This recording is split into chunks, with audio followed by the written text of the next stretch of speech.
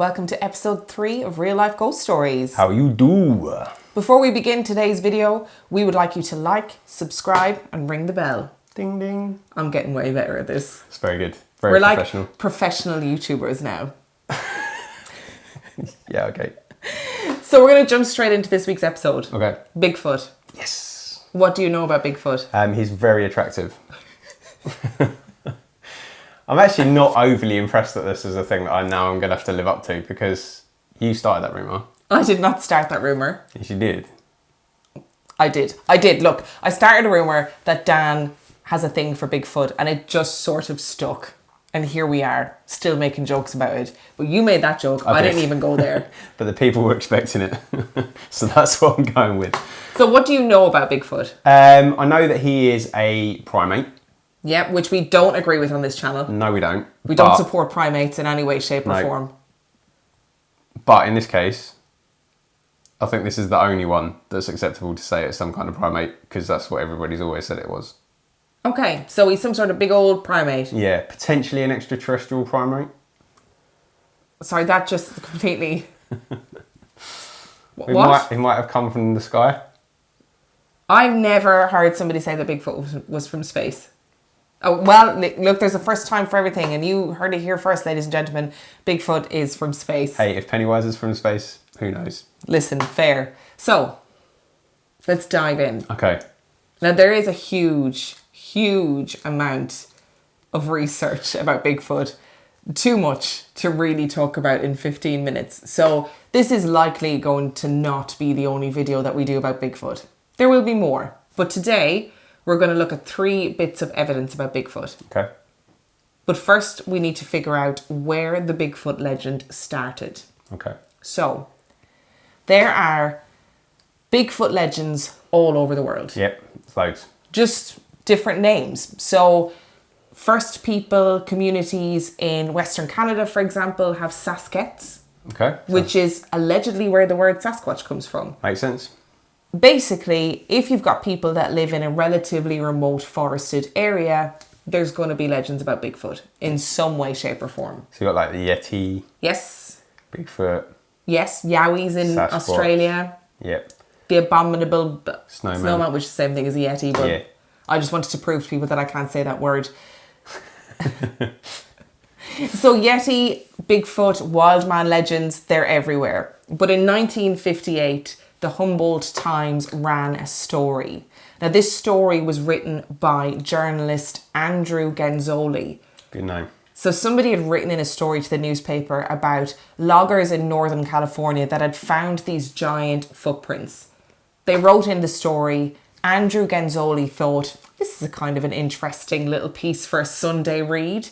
He wrote the story, didn't think that people would connect to it, but they did. And people became obsessed with this idea of this beast in Northern California. So Betty Allen, another reporter, did a follow-up story where she ran the name that the loggers had given this mystery creature. And that name was very creatively Bigfoot. Well, makes sense, doesn't it? I mean, listen. If it was footprints as well, it potentially was just one big foot jumping along. Potentially. There is an Indonesian folklore about a creature with one foot that hops along. Yeah, that's... We'll talk about that another day. So, 1967, we're fast forwarding a little bit. Okay.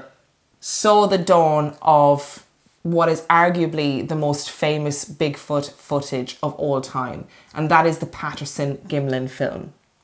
So before we go any further, we're just going to watch the Patterson-Gimlin footage. Okay, I'm not going to lie, I'm going to be upfront with you here. Yeah.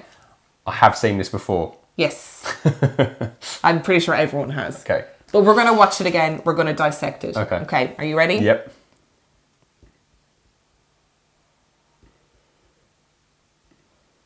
Okay, so... It's a little bit further back. There we are. Camera appears to be upside down. Oh no, it's not. That's not. Okay. And there he is. Strolling along. Just he looks back there. Little sexy glance over the shoulder. Smouldering look. Yeah, he's just kind of bumbling around and then he's... Where is he? Where's he gone? He's had enough of this. He's disappeared. He's like, fuck this. But I didn't come out here on my stroll to be filmed. He's literally gone. Is that... No, there he is. Look, walking away. Ah, okay. Oh, you know what that is, don't you? Angled. Perspective. So what were your thoughts on that film? That famous footage? I mean, I've seen it a million times. Probably not that many, actually. Roundabout. I mean, you do love Bigfoot, so probably about a million times. It is like that's why I fall asleep to at night, just on the loop.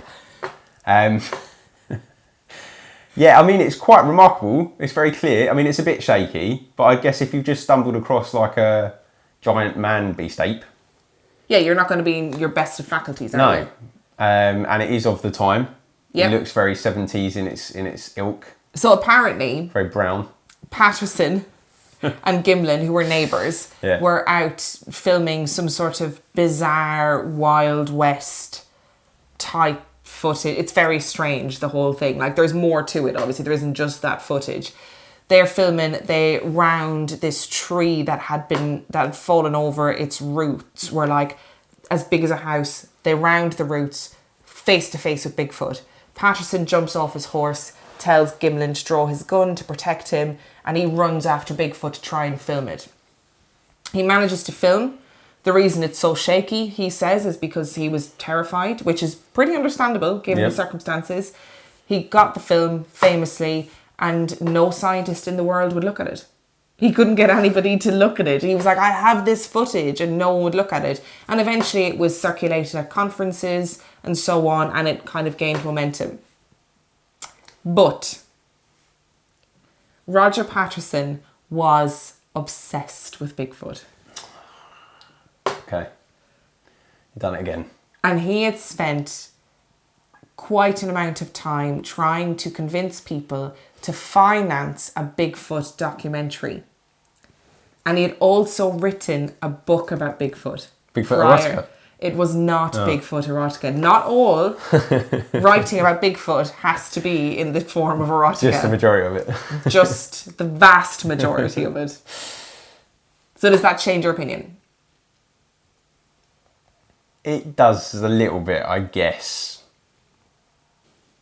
So bizarrely, by the 1970s, Bigfoot was being portrayed widely as a sexual predator, which is really interesting because there was an image of Bigfoot where he would emerge from the forest, steal women, kidnap them away, and then have their wicked way with them.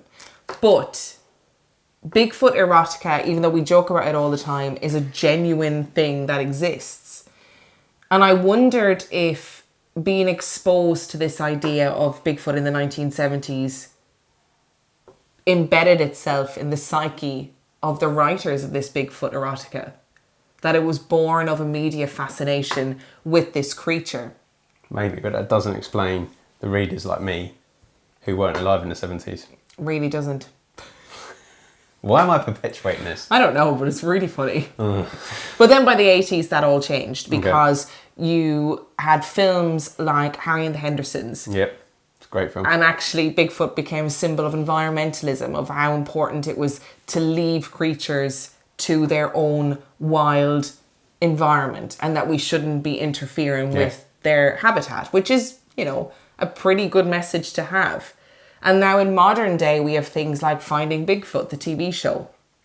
And obviously, because we have CCTV cameras, we have hunting cameras, we also have phone cameras. There's a lot more ways that we can capture Bigfoot. So I've got some evidence for you, but this time it's audio evidence of Bigfoot. Okay. Are you ready? Yes. Let's do this. So this is northwestern Ontario. Are you ready? Yep. Oh my God. I mean,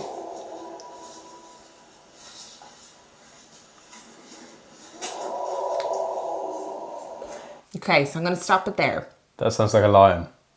So this man who filmed this footage was an experienced hunter. So he wasn't somebody who was hiking through the forest. He originally, when he heard the noise, he thought, I wonder, is that a moose in distress? Or Is it a bobcat? Because they tend to make quite guttural and aggressive noises. But he realised that it was a noise that he had never heard before. And he had no idea what animal it was. And Bigfoot fanatics often use this evidence as a way to prove that Bigfoot exists in the wild. What are your thoughts? I mean, he is in the middle of nowhere. Yes. And that is definitely not an owl. Is it? It's definitely not an owl. So you can't blame owls on that. It just sounds really like primal. It's like a sort of real sort of raw. Do you know what I mean? Like, it's not really, it's like proper animalistic. Yes, it's not just someone yelling at the top of their voice. Yes. It's like it's coming from some kind of animal. It does sound like a lion's roar a little bit, but there's no reason for there to be a lion in the middle of the wilderness in Ontario. No, there isn't. So does this convince you? I mean, I'm convinced anyway, so yeah. For once, I don't have any fallback for this. I don't have any, and it was actually a lion, escaped from a zoo. I don't have anything to tear this down with. So you're a believer now? I just thought it was interesting. I'm not a believer as yet. We'll get there. And I've got one more piece of evidence to show you today. Okay. I've got a picture of Bigfoot with a baby Bigfoot, because I know that you love kid version of things. No, I don't need that in my life. I really don't. Okay, so this last piece of evidence came from the TV show Finding Bigfoot. Okay. Like I said, we were going to talk about it. We couldn't not. If you haven't seen Finding Bigfoot, it is a group of people that go off into the wilderness looking for Bigfoot. It's that simple. It's not the third instalment of the Finding Nemo series, as I mistakenly thought. Yes, really not. Not under the sea. So they go looking for Bigfoot. They never find him. That's the spoiler alert. They don't find Bigfoot. Yet. It is ongoing. Yet. In this particular episode, they had a man who had a trail camera set up, and he captured what he believes to be Bigfoot holding a baby, picking up some apples. Is it a Bigfoot baby or is it a human baby that he's stolen? It's a Bigfoot baby. Okay, and he's picking apples? Picking up apples from the ground. Are you ready?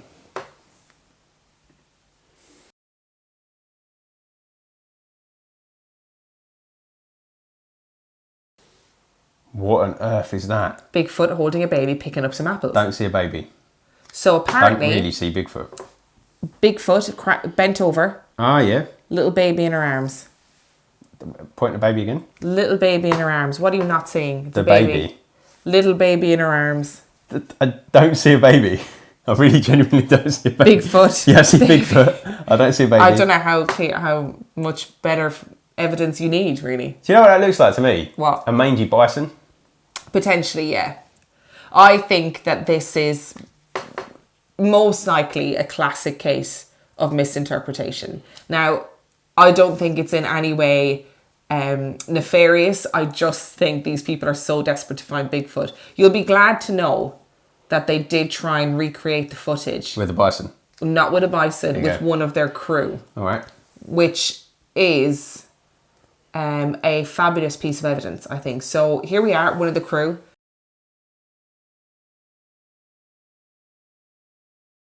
Yeah. Pretending to be Bigfoot, picking some apples. No costume. No need. There you go. I mean... Nailed it. I mean, that's not really fact or fate's levels of commitment there, is it? Doesn't need to be. Doesn't need to be. They've nailed it. They've solved science. It's Bigfoot. Yeah, I believe in Bigfoot. I just want to get that out there now. I think this is a real thing. I think he travels around by portal. I think there's probably only a few of them about, maybe a little bit extraterrestrial. I believe that. I don't believe that photo. I don't see a baby. I genuinely, hands up, cannot see where that baby is. And I see a hoof. I just think this is, as I said, misidentification. And I also want to point out this same man who's doing the recreation, this is no shade to Finding Bigfoot. I mean, you do you.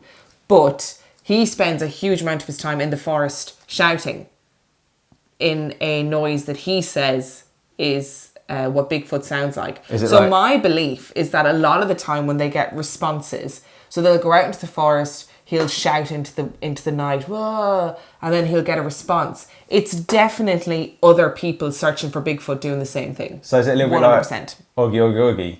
Yeah. And then there's like out. Bigfoot going, oi, oi, oi. Yeah, but I don't know. Like that recording just didn't sound like a man. No, the recording is interesting. Of all the evidence we've seen today, Yeah. the recording interests me the most. And I would like to know what animal, if it is an animal, like an animal that we're aware of, what animal is it that's making that noise and why is it making that noise? Is it a pain thing? Is it mating season? Are they fighting? Who knows? Or else, it's Bigfoot. It is Bigfoot. I've also, and I give him a plug all the time, one day he's going to get in contact with me and say thanks, but Dave Schrader, who does the Beyond the Darkness podcast and After Dark and Coast to Coast and all that stuff, he's had multiple people on with different sounds that they've recorded in the forest, and they're harrowing. Yeah. And that was harrowing. Harrowing. Not heroin. I don't love Bigfoot that much. It's like an addiction. So I'm gonna finish up here today by saying that I don't know. Can I ask you a small question before we go? Yeah, small question. What was the purpose of that guy trying to recreate that? Like, because he's clearly not trying to disprove it, is he? Like, what is he doing? I don't understand. The point is that he is a man bent over picking apples, and therefore it proves that picture is Bigfoot. There's no need to ask deeper questions than that. It just is. Okay. So on that note, if you enjoyed this week's episode, make sure that you like, subscribe and ring the bell. Ding ding. Oh, you're waiting for ding ding? Yeah. Sorry. We need to get better at this. You can also listen to our podcast, which is a weekly podcast where we talk about all things paranormal in a much more researched way. You can find us on all sorts of social medias. We are there, Real Life Ghost Stories or some variation of it. All of the links that you need are in the description for this episode. And also, do you like my hoodie? I do like your hoodie. It's very nice. If you like my hoodie, you should go listen to Super Duper Stitches.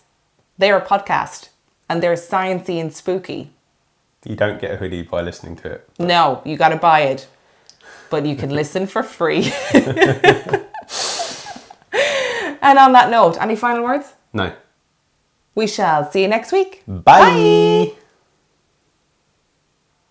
Why are you doing my bye? I don't know. Bye.